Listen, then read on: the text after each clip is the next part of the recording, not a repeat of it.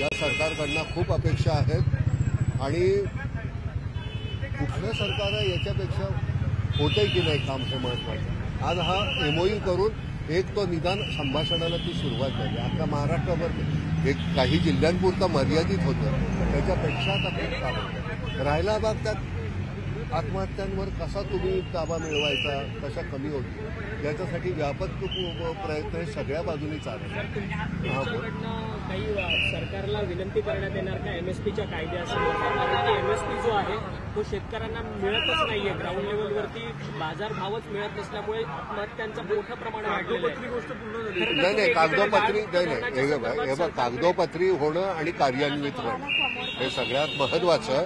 तर तुम्हाला एक सांगतो की त्या संदर्भामध्ये सुदैवानं सगळ्यांशी तो संवाद चालू आहे, कोणाशीही बोलता येत आहे. त्यामुळे ते मांडणं फार सोपं जाते. असं नाही की अपॉइंटमेंट मिळत नाही आहे आणि त्यांना भेटता येत नाही, ते सगळं आहे.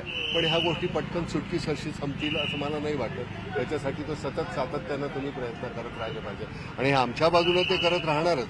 पण तुम्ही मीडिया म्हणून तुम्ही खूप त्याला मदत केली पाहिजे. आता कुठल्या प्रकारची मदत ते तुम्हाला कळतंय मी काय म्हणतो. उगाच लोकांना उपसवण्याऐवजी त्याचा अतिशय पॉझिटिव्ह पद्धतीनं कसं तुम्हाला ते मांडलं तर तेवढं जर झालं तर फार बरं होईल. ना शेतकऱ्यांच्या आत्महत्याला नुसतं पाणीच म्हणजे हे नाहीये, पण इतरही गोष्टी आहेत ज्या गावखेड्यांकडे आहेत. जसा गाव तिथे रस्ता होणं गरजेचं आहे, इतरही गोष्टी होणे त्यामध्ये आपण इन्फ्रास्ट्रक्चर जे आहे ते सगळीकडे होतं.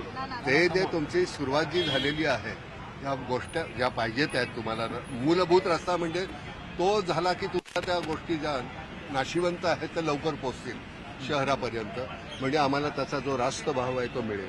गंमत कशी आहे की आडत्याला जास्त पैसे मिळतात आणि शेतकऱ्याला कमी मिळतात. तर मला असं वाटतं की आडता जी ही आहे ती जर कमी हे झाली तर तो कदाचित भाव आम्हाला जास्त चांगल्या पद्धतीने, पण त्याच्यासाठी सगळ्यांनी मिळून ते प्रयत्न करायला हवे.